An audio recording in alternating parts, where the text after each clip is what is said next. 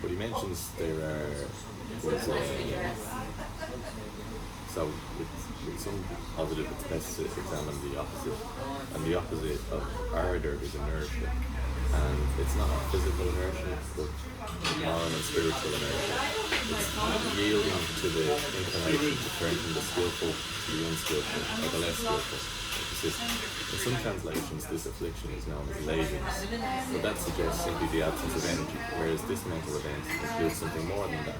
The opposite of ardor is not only the absence of energy, but an active preference for the less skillful.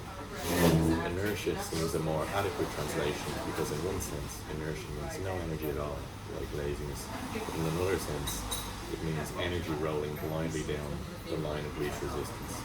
And I think for me, Subhuti talks there's three kinds of inertia, and the second one is at the moment is for me when I think of this topic. Really, the second kind of inertia consists in passively allowing yourself to be swept along by the afflictions. In this case, you actually have a quantum of faith and even some sense of the positives, but when the afflictions arise, you tend to let go of the reins. After all, it is much easier to go along with afflictions such as craving, conceit, or resentment than to turn them into contentment, clarity, and goodwill. The people who suffer from this kind of inertia may be very active in worldly terms, very industrious in pursuing their less than skillful desires. The great teacher Gamboko was thinking of this variety, and he defined inertia as destroying enemies, accumulating wealth, and so forth. We could call it busy inertia, and I particularly like this passage. Shakespeare offers us a sharply observed portrait of busy inertia in Troilus and Cressida, his great drama on the Trojan War. The classical view of that war, as in Homer, for example, is of an outpouring of noble energy in the valiant exploits of Greek and Trojan heroes. Shakespeare ironically subverts this image, presenting Achilles as a monster of selfish vanity and Troilus as a brave but rather silly, infatuated boy.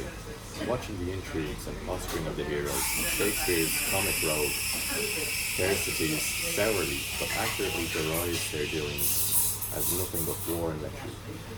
War and lechery can be energetic, but they are inertia, a headlong rush down the trench put by conceit and craving, with no attempt to lift oneself out of it or even glance up at the sky. And I suppose for me, that's what brings me back to this time of year is, my mother was passing away, and I remember kind of going in, and I wasn't able to pull myself out of that kind of desire or craving to be seen as, important, and this is the financial work I have to do,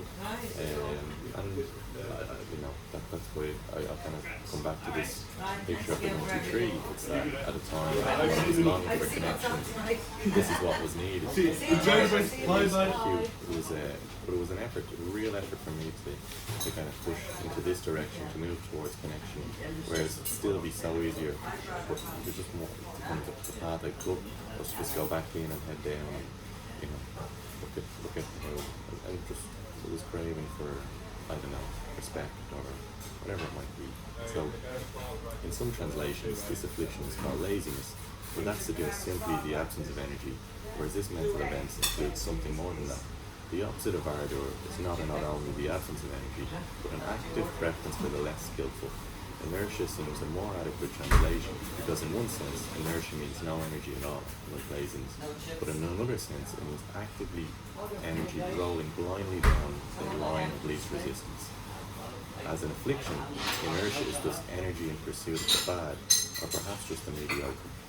This is why many apparently energetic human activities, the quest for pleasure, wealth, or power, for example, are really forms of inertia from the Buddhist point of view. And that's quite a tough pill to swallow as someone who this time of year would have gone very much down that quest for power and work and getting on the bus to go in every day in a kind of a quest for power or status. And now the bus is this whole almost return journey has been to put the bus back up in the local cafe. And that requires, I'm always surprised at how much I disregard that side of myself and immediately go back to rolling blindly down.